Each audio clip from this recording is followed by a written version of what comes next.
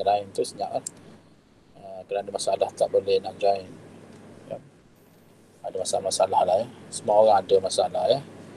Cuma masalah tu sama ada kita nak biarkannya ataupun kita nak menyelesaikannya. Dia hidup kita ni ada dua je. Nak cari penyelesaian ataupun kita nak biarkan saja masalah itu berlaku. Baik. Sekarang ni kita pergi kepada struktur dan fungsi salur darah utama. Sebelum tu kita kena tahu bahawa salur darah ni ada tiga ya. Ada tiga. Yang pertama iaitu arteri. Ya, arteri. Yang kedua iaitu vena dan yang ketiga iaitu kapilari. Okey. Maknanya bila sebut salur darah ingat ada tiga. Ya. Cara ingat dia arteri A, vena V dan kapilari K ya. Jadi kita tulis sebagai AVK. Ya, AVK. Jadi kita lihat apa hubungan antara ketiga-tiga salur darah tersebut, iaitu hubungan antara arteri, kapilari dan juga vena. Sebenarnya ketiga-tiga ni saling berhubung antara satu sama lain, saling bersambung ya. Jadi kalau kita perhatikan gambar rajah ni, ini adalah suatu arteri, okey, kemudian dihubungkan di antaranya ialah dengan kapilari, ia dengan vena ya. Maknanya arteri, vena, tengah-tengah dia adalah kapilari ya. Okey. Dan kalau diperhatikan juga pada struktur arteri ni, dia punya struktur ada lumen. Lumen ni rongga lah, dia punya tempat laluan darah ya, tempat laluan darah. Okey, tempat laluan darah daripada jantung. Okey, pergerakan darah tu daripada jantung. Kemudian dia punya dinding dia, dinding dia tebal. Kemudian bukan saja tebal, dinding dia juga berotot ya. Dinding juga berotot dan bersifat elastik. Okey, elastik ni maksudnya dia fleksibel. Fleksibel macam mana pula? Fleksibel ni maknanya apabila dia mengembang, dia akan boleh kembali mengecut seperti asal dia. Dia seumpama seperti kita kata spring. Spring kita tarik, kemudian kita lepas, dia kembali semula kepada panjang asal dia. Itu maksud elastik. Dia fleksibel. Dan fleksibel tu juga ataupun elastik juga bermaksud dia boleh mengembang dan juga mengecut mengikut keadaan, atas keadaan ataupun keperluan. Ya, itu maksud elastik. Kemudian struktur vena, lumen dia kita tengok laluan dia besar sikit berbandingkan dengan lumen arteri. Dan pada vena ni terdapatnya injap. Injap. Ingat lagi tak apa fungsi injap? Injap ni seumpama pintu ya, seumpama pintu yang membenarkan sesuatu bahan tu masuk. Jadi injap dalam vena ni dia membenarkan darah, lebih tepatnya darah yang terdi oksigen untuk masuk ya, untuk bersak masuk. Dan dalam masa sama dia juga menghalang daripada darah yang mengalir tadi yang telah masuk daripada keluar. Dia benarkan, dia seperti pintu, dia benarkan darah yang terdi oksigen tu masuk. Bila dah masuk, darah tu akan dihalang daripada keluar. Maksudnya pergerakan darah tu adalah secara sehala saja. Dia tak boleh patah balik. Itu adalah fungsi injap. Tak kira lah injap apa pun, secara umumnya injap ni berfungsi macam tu. Kemudian kapilari. Jadi kapilari ni kalau kita lihat, dia dihubungkan.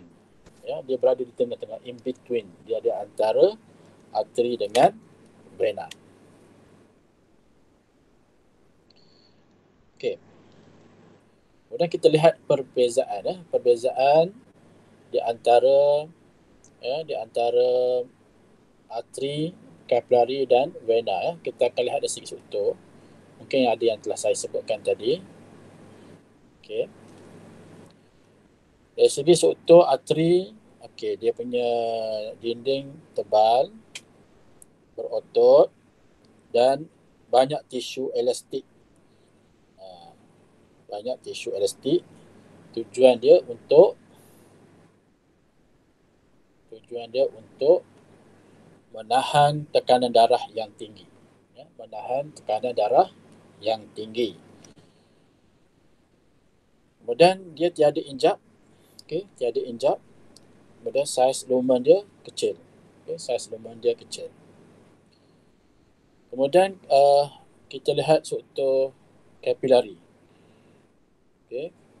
Dinding kapilari ataupun dinding kapilari ini paling nipis. Dia paling nipis, setebal satu sel saja. Dia tanpa otot ataupun dia tiada tisu elastik. Dia tiada injap dan saiz lumen dia paling kecil. Paling kecil lah dibandingkan dengan arteri dan juga vena. Manakala vena, struktur vena, dinding yang nipis, tapi dia lebih tebal lah berbanding dengan kapilari. Kemudian ada sedikit otot, sedikit berotot dan elastik. Sama elastik ni sama dengan arteri. Jadi elastik itu tujuan dia untuk memudahkan pengaliran darah pada tekanan darah yang rendah. Jadi vena ni dia membawa darah yang terdiri oksigen. Maksud terdiri oksigen bila saya sebut ni sebenarnya pernah sebut dah sebelum ni. Cuma mungkin tak ingat Terdiri. Okey, terdiri oksigen. Terdiri oksigen ni maksudnya darah yang mengandungi karbon dioksida. Kita panggil terdiri oksigen. Darah yang mengandungi gas karbon dioksida. Artinya kandungan oksigen dalam darah tersebut sama ada tiada ataupun sedikit. Berbeza dengan arteri. Beza dengan arteri. Arteri ni dia membawa darah yang beroksigen. Itu istilah dia. Darah yang beroksigen. Beroksigen. Beroksigen. Beroksigen bermaksud darah yang mengandungi oksigen yang tinggi. Darah yang mengandungi oksigen yang tinggi. Kemudian lagi vena ni mempunyai injap. Injap. Serta saiz lumen dia besar. Kalau kita lukis dari segi pandangan sisi, katakan saya lukis ni saya lukis. Okey, ini adalah arteri. Okey, arteri. Kemudian ini dia punya dinding otot dia Otot dia tebal. Okey, otot dia tebal.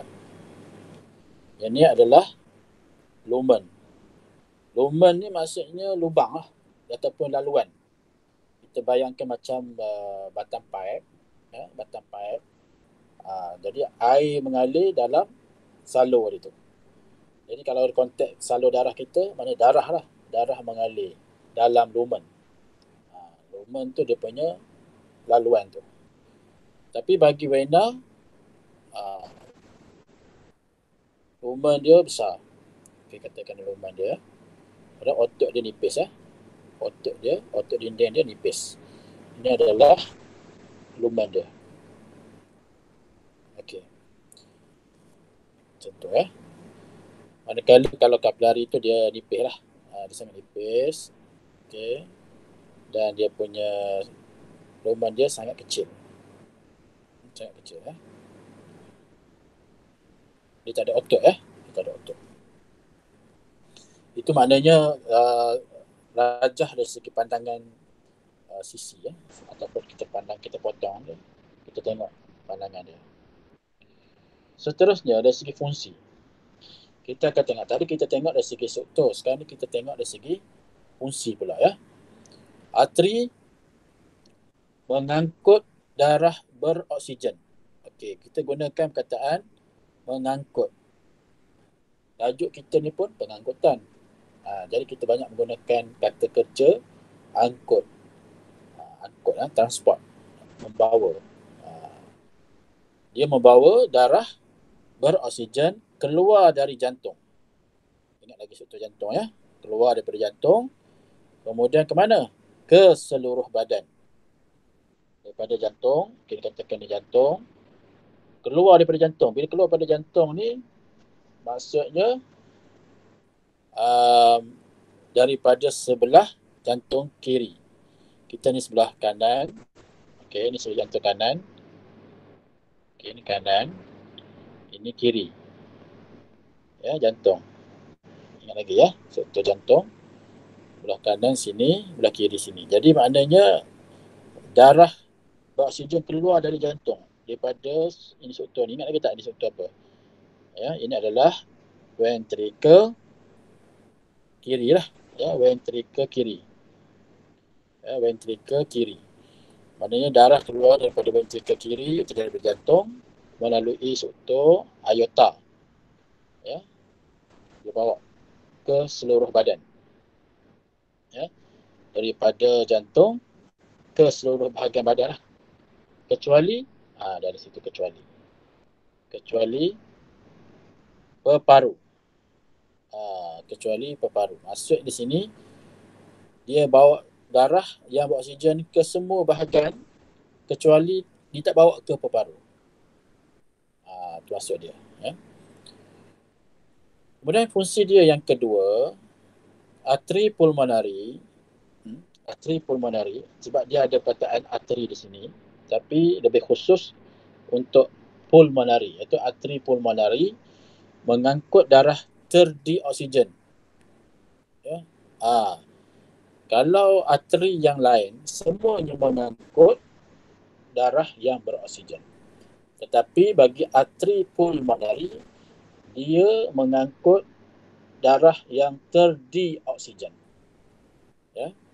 Dari mana? Dari jantung ke peparu. Maksudnya yang sebelah kanan. Ya. Daripada ventricle kanan ni ventricle kanan. Ya, ventricle kanan. Okey, ventricle kanan. Darah tu, darah yang terdioksigen dia keluar daripada jantung melalui arteri pulmonari. Sebab tu apabila kita belajar bahagian ni, ya, murid-murid sekalian kena ingat struktur jantung. Ya, yang 12 tu yang saya minta awak lukis ya. Kalau tak ingat kena lukis semula. Kena tengok semula struktur jantung. Ya, kena ingat dia punya bahagian-bahagian dia. Okay. Kena ingat bahagian dia.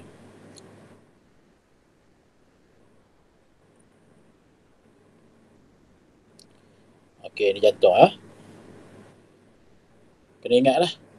Iaitu formula dia ialah 4 pintu, 4 bilik dan juga ada 4 pintu, 4 bilik dan juga 4 injak.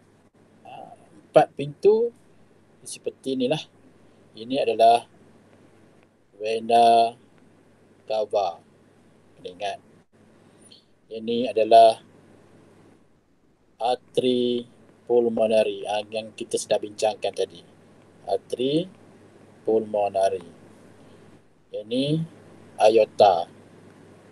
Aorta ni termasuk dalam kategori arteri juga, tapi nama khas dia ialah aorta. Dan ni adalah vena pulmonari. Okay, ini diibaratkan seperti pintu. Pintu apa? Pintu sama ada nak pintu nak masuk.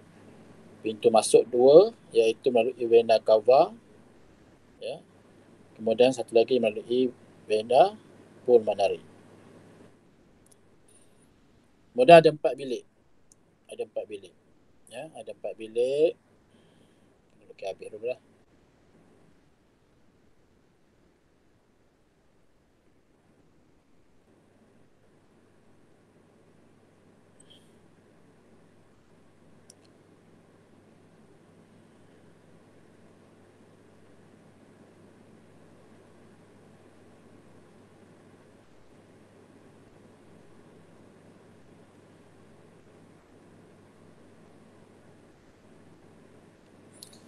Okey. Jadi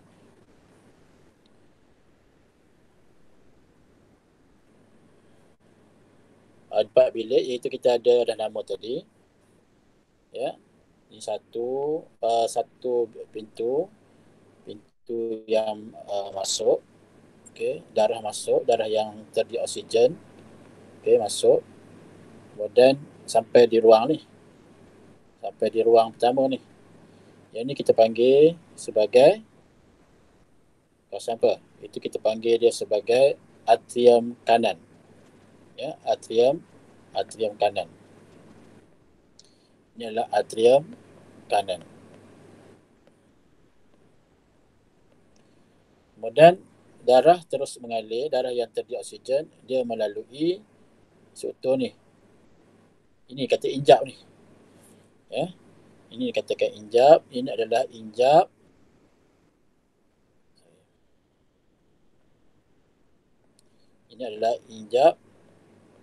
trikuspid. Okey, trikuspid. Okey, trikuspid. Kemudian darah akan mengalir melalui injap trikuspid itu ke bahagian ni, iaitu dipanggil bahagian ni semua ni sebagai ventricle. Ya, ini adalah kawasan ventricle. Ya. Ventricle kanan lah. Sebab sebelah kanan. Ya. Ini adalah ventricle kanan. Ventricle kanan. Kemudian darah akan menuju ke luar. Nak keluar. Melalui ini injap. Ini dipanggil injap sabit. Ya, ini nama dia adalah injap sabit. Tulis situ. Injap sabit. Injap sabit ni ada dua lah, kiri kanan. Yang sama ada tu saya labelkan satu. Ya. Kemudian darah keluar daripada jantung. Ini keluar dari jantung melalui arteri pulmonari. Okay. Semua yang melalui sebelah kanan ni ialah darah yang terdi oksigen. Okay, darah yang terdi oksigen. Jadi darah terdi oksigen ni dia pergi ke mana? Dia menuju ke peparu. Ya, menuju ke peparu. Di peparu, apa yang berlaku? Berlaku pertukaran gas. Di mana ya, gas yang terdi oksigen ditukarkan kepada gas yang beroksigen ataupun darah yang beroksigen. Lebih tepatnya di mana? Di dalam alveolus. Satu struktur dalam peparu, iaitu alveolus. Kemudian bila keluar daripada peparu ataupun keluar daripada alveolus, darah yang beroksigen akan meresap masuk ke jantung semula. Akan masuk ke jantung semula, ya, melalui struktur vena pulmonari. Okey, vena pulmonari. Kemudian darah yang beroksigen tu akan gerak masuk ke dalam kawasan ni. Yang ini dikenali sebagai atrium kiri. Okey, kiri. Kemudian melalui injap sebelum disampai pergi ke step yang seterusnya ataupun bahagian yang seterusnya, darah yang beroksigen akan melalui injap ni. Ya. Injap tu dinamakan sebagai injap bikuspid. Okey, bikuspid. Kemudian darah yang beroksigen ni akan memenuhi kawasan ventricle. Ya. Kawasan ni dipanggil kawasan ventricle. Ventricle kiri. Ya. Ventricle kiri. Kemudian darah tu akan bergerak, darah yang beroksigen akan bergerak keluar. Okey, dia nak gerak keluar tapi dia melalui injap sabit juga. Ya. Ini pun namanya injap sabit. Boleh labelkan situ. Injap sabit. Itu pun adalah injap sabit. Kemudian menuju keluar melalui struktur yang dinamakan sebagai aorta. Okey, struktur aorta. Jadi darah yang keluar daripada jantung, iaitu bahagian sebelah kiri, ke mana? bergerak ke semua bahagian tubuh badan kita, sampai daripada kepala sampailah ke kaki, kecuali ke peparu. Kecuali daripada ke peparu. Jadi maknanya awak semua kena ingatlah sektor ni, sektor jantung ni. Ya. Bila cikgu terangkan untuk yang next punya subtopik, boleh boleh ingat sektor tersebut, boleh bayangkan, boleh gambarkan. Okay. Balik semula kepada kita perbincangan tadi. Jadi maksudnya di sini arteri pulmonari mengangkut darah terdioksigen dari jantung ke peparu. Kemudian fungsi kapilari pula, membenarkan pertukaran gas. Okey, tadi saya disebut peparu. Peparu salah satu daripada tempat pertukaran gas. Kan? Pertukaran gas. Jadi peparu juga merupakan sejenis kapilari.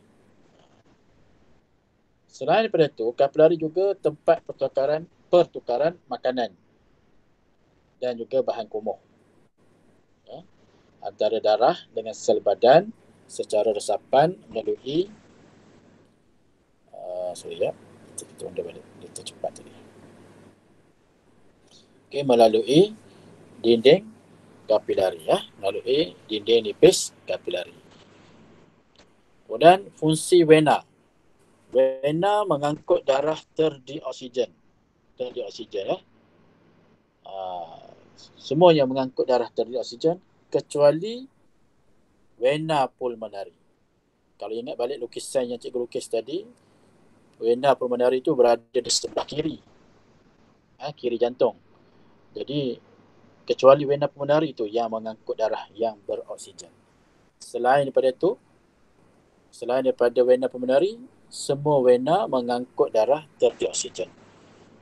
Okey, maknanya darah yang teroksigen ni dia balik semula ke jantung. Dia kena masuk semula ke jantung dari seluruh badan kecuali peparu. Okey. Manakala vena pulmonari mengangkut darah yang beroksigen dari peparu ke jantung. Macam tu Yang ketiga, kita lihat dari segi peredaran darah. Peredaran darah. Arteri pengaliran darah yang berlaku dalam arteri ini cepat dan pada tekanan darah yang tinggi. Okey. Kemudian denyutan nadi dikesan di bahagian arteri. Okay. Kemudian kapilari pengaliran darah yang perlahan pada tekanan darah yang menurun, tiada denyutan nadi. Manakala vena pengaliran darah yang perlahan pada tekanan darah yang rendah, juga tiada denyutan nadi. Jadi kalau kita pegang tangan lengan kita, jadi kita cari kalau yang berdenyut tu, kalau kita ambil ibu jari kanan, katakan sebagai contoh lah ambil ibu jari kanan, letakkan pada bahagian lengan, pergelangan tangan ni, cari bahagian yang ada denyutan. Okey, cari lah. Yang orang kata cari nadi kita akan dapat rasa lah. Jadi yang ada denyutan nadi tu, itu adalah arteri. Bermaksud arteri di situ yang membawa darah yang beroksigen. Maknanya yang bawa darah oksigen ni bahayalah, maknanya kawasan tu. Bukan bahaya macam mana? Maknanya kalau berlakunya kemalangan ataupun kita kata luka, cedera, bahagian kalau kena bahagian arteri lebih berbahayalah berbanding bahagian vena. Sebab apa? Sebab arteri adalah saluran yang membawa darah yang beroksigen. Oksigen.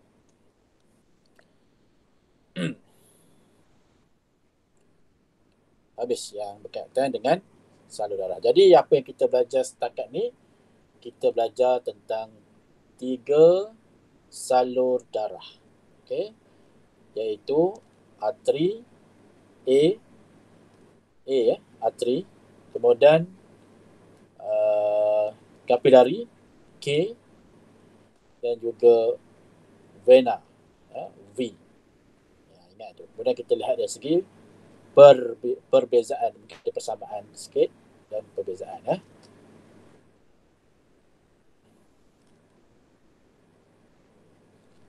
Baik. Boleh faham setakat ni Boleh faham ke setakat ni? Nanti buat nota Kemudian kita nak masuk pada sistem peredaran darah. Ganda 2. Okey, ganda 2. Apa yang dimaksudkan dengan ganda 2 tu kita akan tengok. Apa yang dimaksudkan ganda 2 Jadi manusia dan mamalia yang lain mempunyai sistem peredaran darah ganda 2, iaitu terdiri daripada sistem peredaran pulmonari dan sistem peredaran sistemik. Jadi perkataan ganda 2 tu merujuk kepada ada dua sistem, iaitu sistem peredaran pulmonari satu, yang kedua sistem peredaran sistemik. Sistemik bukan sistematik, sistemik. So buat catatan di situ, sistem peredaran pulmonari dan sistem peredaran sistemik. Okey, penjelasan berkenaan dengan kedua-dua sistem tu ditunjukkan melalui gambar rajah. Okey, ada jantung. Okey, ada struktur jantung, ni jantung. Kemudian ada paru, kemudian ada bahagian badan yang lain kecuali paru. Jadi ni macam mana dia berhubung. Kita buat interconnected saling berhubung. Jadi sistem peredaran pulmonari ini dia melibatkan jantung, arteri pulmonari, paru, dan vena pulmonari. Artinya pergerakan darah ialah daripada jantung, kemudian darah keluar melalui arteri pulmonari ke paru, kemudian dari paru darah yang beroksigen keluar daripada paru masuk semula ke jantung melalui salur vena pulmonari. Jadi ini adalah sistem peredaran pulmonari. Okey. Jadi melibatkan 4 bahagian jantung, arteri pulmonari, paru, vena pulmonari. Jadi dia berlaku kitaran tu. Peredaran tu berlaku seterusnya. Manakala sistem peredaran sistemik melibatkan jantung satu, kemudian arteri, seluruh bahagian badan kecuali paru dan juga vena. Juga 4 bahagian Cuma kalau kita tengok pada gambar rajah sebelah, gambar rajah yang ni, kita lihat. Okey. Jadi kalau yang pulmonari maknanya daripada jantung ke paru. Tu je dia punya destinasi dia. Ataupun daripada paru ke jantung. Okay. Jadi maknanya sistem peredaran pulmonari ini melibatkan destinasi jantung ke paru. Cuma jalan nak hubungkan dia tu kena ingatlah.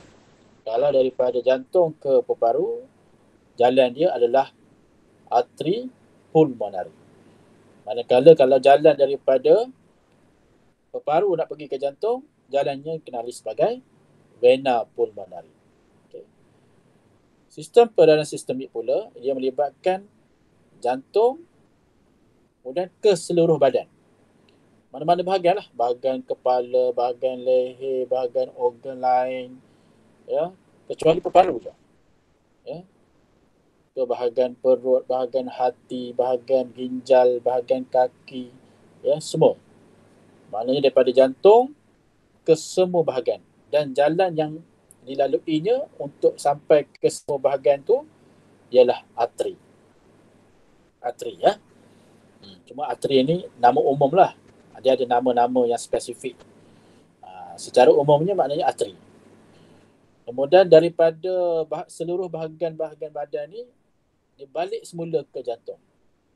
ya, yang melalui jalan vena.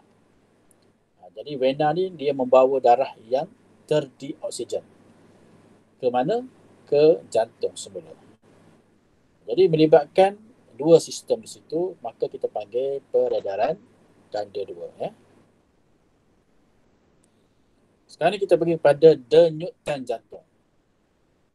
Denyutan jantung. Ya. Ataupun kita panggil heartbeat.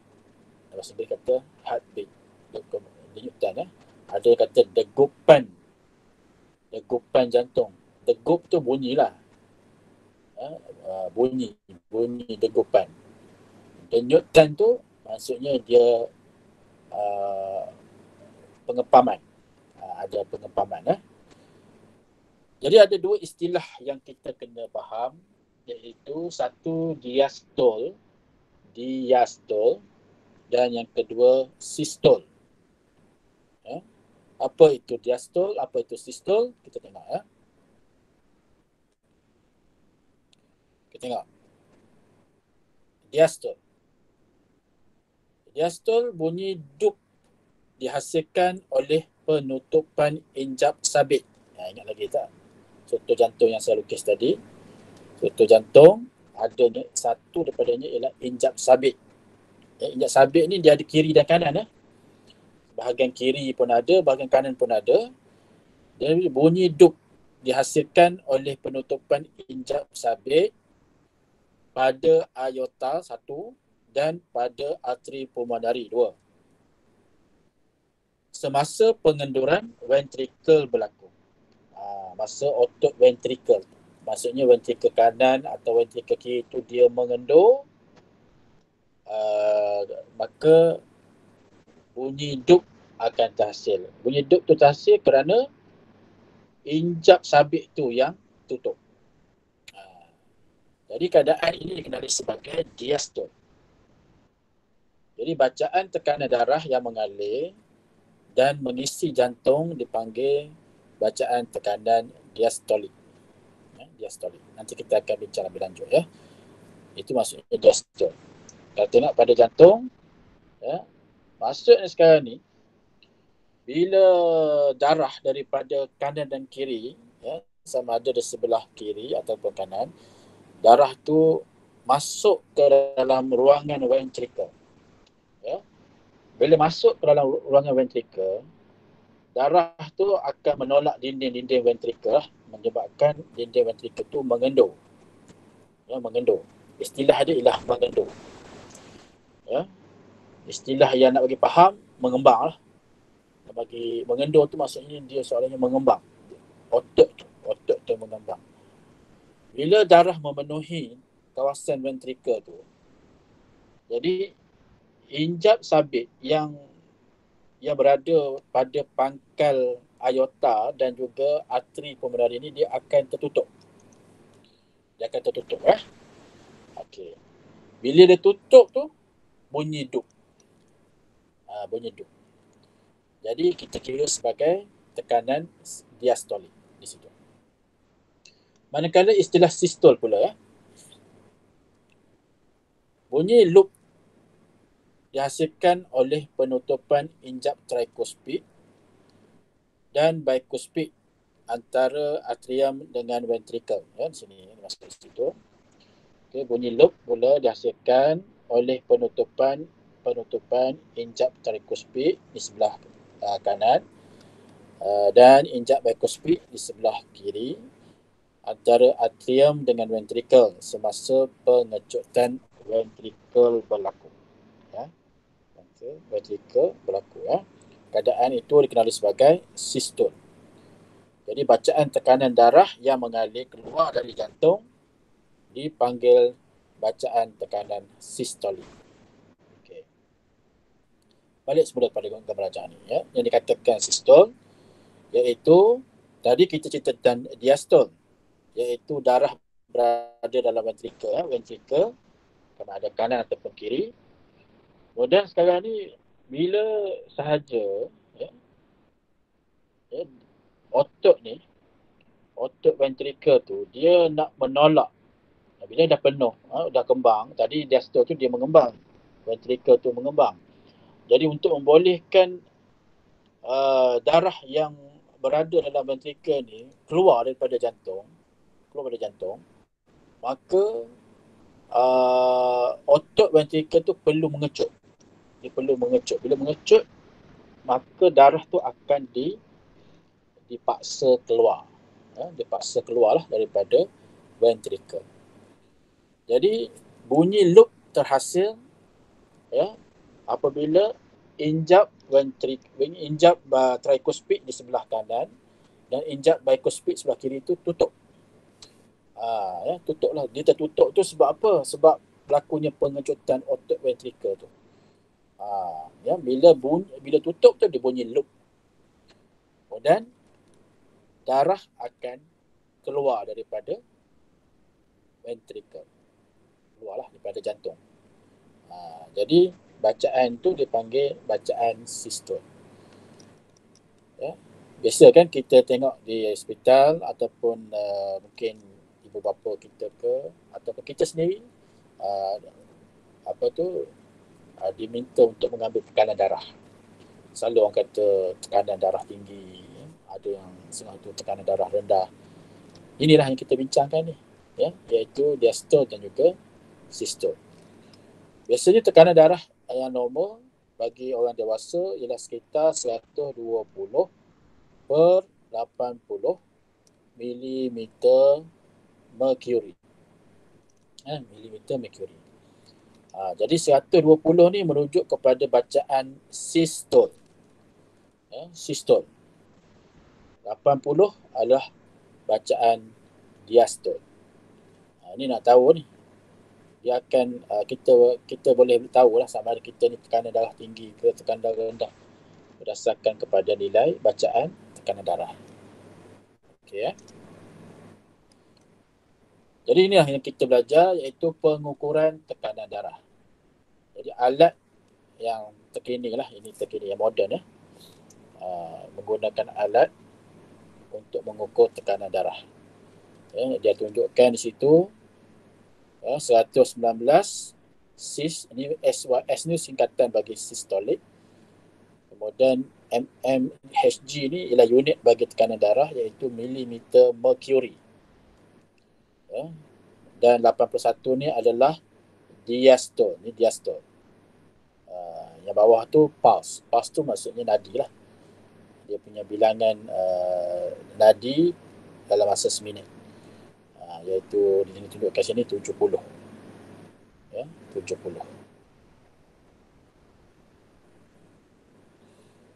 Okey. Tekanan darah lazimnya diukur dengan menggunakan alat nama dia sphygmomanometer. Kita tak bunyikan S tu Kita terus sebut sphygmomanometer. Bukannya sphig. Dia tak bunyi S tu. Okey, jadi sphygmomanometer. Bacaan tekanan sistolik bagi seorang pemuda lazimnya ialah 120. Ini adalah sistolik 120 mm mercury, dan bacaan diastoliknya ialah 75 mm mercury. Tadi saya sebut 80 lebih kurang lah 120, 80, 120, 75. Okey, boleh. Maka bacaan tekanan darah itu biasanya kita tulis sebagai 120 per 75 mm mercury. Okey, ini contoh-contoh alat lah, teknologi yang terkini Ada yang tak perlu pakai pump, ada yang menggunakan macam inilah cara dia iaitu sphygmomanometer. Pengambilan bacaan tekanan diastolik dan sistolik daripada alat sphygmomanometer ini adalah berdasarkan pendengaran bunyi yang dihasilkan oleh peredaran darah semasa diastole dan sistole. Ingat balik macam mana diastole tu berlaku, kemudian bagaimana juga sistole berlaku. Dia mesti melibatkan bahagian ventricle, bahagian ventricle jantung. Oleh sebab itu, penggunaan alat ini untuk mengambil bacaan tekanan diastol dan sistolik lazimnya dilakukan oleh doktor yang berpengalaman.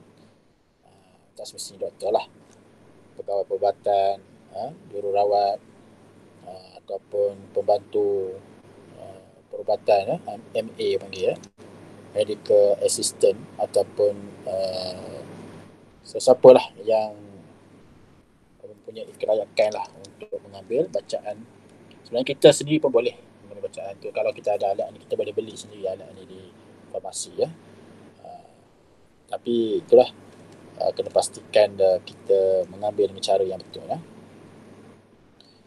Dan kadar denyutan nadi, denyutan nadi dihasilkan oleh pengecutan dan pengenduran dinding arteri. Tadi saya sebut tadi ya, arteri. Jadi arteri ni dia membawa darah yang beroksigen. Jadi nadi itu ada pada arteri ya, bukan pada vena ataupun kapilar. Okey, itu cara dia. Cara kita nak mengambil nadi, kita letakkan jari hantu dengan jari telunjuk ya. Macam itulah kita tengok, kita boleh buat ya. Letak angkat tangan kanan, buat begitu. Kita letak kita cari. Okey. Jadi kita dapat berasa ada gegaran di situ ya. Itulah nadi. Faktor lain yang mempengaruhi kadar denyutan nadi ya. Selain kesan aktiviti fizikal terhadap kadar denyutan nadi, terdapat faktor lain yang mempengaruhi kadar denyutan nadi. Yang pertama, jantina. Ya, jantina. Jadi purata kadar denyutan nadi bagi lelaki dewasa ialah antara 70 hingga 72 denyutan per minit, dan purata kadar denyutan nadi bagi perempuan dewasa ialah antara 78 hingga 82 denyutan per minit. Jadi kalau lihat di situ, perempuan dewasa lebih tinggi ya, dia punya kadar denyutan nadi dia. Sebab tengok, perbezaan kadar denyutan nadi antara lelaki dengan perempuan adalah disebabkan oleh perbezaan saiz jantung. Ya, perbezaan saiz jantung, di mana jantung perempuan yang lazimnya lebih kecil, saiznya mengepam kurang darah ya, bagi setiap denyutan, dan perlu berdenyut pada kadar yang lebih tinggi berbanding dengan jantung lelaki. Mana faktor saiz jantung. Ya, saiz jantung perempuan lebih kecil berbanding dengan jantung lelaki. Yang kedua, selain pada jantina, faktor yang boleh mempengaruhi kadar jantung ialah umur. Ya, apabila kita meningkat usia, ya, kadar purata denyutan nadi akan berkurang. Ya, berkurang. Tengok situ ya. Daripada 20 berbandingkan dengan 70. Umur 20, kadar purata denyutan nadi maksimum per minit 200. Manakala pada umur 70, 150. Kenapa ya? Kenapa tu? Faktor umur. Yang ketiga, kesihatan badan. Mungkin di kalangan orang sihat dengan orang sakit. Macam mana? Kadar denyutan nadi seorang individu yang kurang sihat lazimnya lebih tinggi berbanding dengan orang yang sihat. Maknanya orang yang sakit, yang kurang sihat ni, denyutan nadi dia lebih tinggi. Ataupun dia mungkin lebih rendah daripada orang yang sihat, yang mempunyai kadar denyutan nadi yang normal. Kadar denyutan nadi yang terlalu tinggi atau rendah adalah berbahaya dan boleh membawa maut. Maknanya bekalan oksigen tu mungkin tidak mencukupi untuk seseorang itu. Jadi kepentingan menjaga kesihatan jantung. Jadi kesihatan jantung perlu diberi perhatian memandangkan fungsinya yang sangat penting dalam kelangsungan hidup manusia. Itu secara umumnya begitu ya. Jadi untuk perbincangan kita ni sampai di sinilah, ya, iaitu sampai kepentingan menjaga kesihatan jantung, ya. Jadi untuk mengekalkan kesihatan jantung selain daripada kita sebut secara umum ni, maknanya kita kena melakukan senaman, ya, senaman untuk menguatkan otot jantung. Selalunya orang kalau sebut untuk menguatkan jantung ni, kita kena buat acara ataupun aktiviti lompat, ya, lompat tali. Lompat tali lah salah satu daripada aktiviti yang bagus yang boleh menguatkan otot jantung kita, ya. Kalau tak ada tali, aktiviti lompat lah, melompat, ya. Lompatlah beberapa kali dalam tempoh masa yang tertentu secara berkala untuk memastikan jantung kita dalam keadaan yang terbaik. Baik. Jadi saya rasa untuk kelas kita pada hari ini cukuplah sampai di sini, sampai 3 poin sebelum masuk yang seterusnya 3.3, ya. Dia habis 3.2. Jadi kita masih lagi dalam bab 3, 3.1 dah selesai, 3.2 pun baru selesai. InsyaAllah kelas yang akan datang, ya, pada hari besok, esok hari Khamis, InsyaAllah kalau diizinkan Allah, kita akan buat kelas Google Meet lagi, ya, untuk kita sambung perbincangan subtopik yang seterusnya. Jadi sebelum kita berpisah, ada sebarang pertanyaan?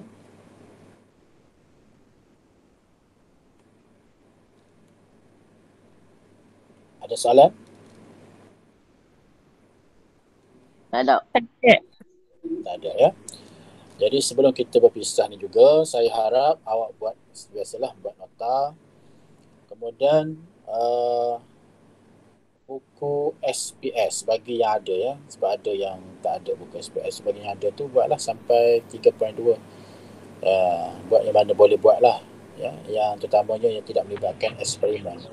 Kalau yang melibatkan eksperimen tu awak boleh KIV dulu, buat dulu, ya. Mungkin saya pun akan cari jugalah latihan-latihan lain yang tujuan dia untuk meningkatkan awak punya kefahaman tentang sesuatu topik tersebut, ya. Jadi kalau tak ada apa, kita tangguhlah kita punya kelas pada hari ini dengan membaca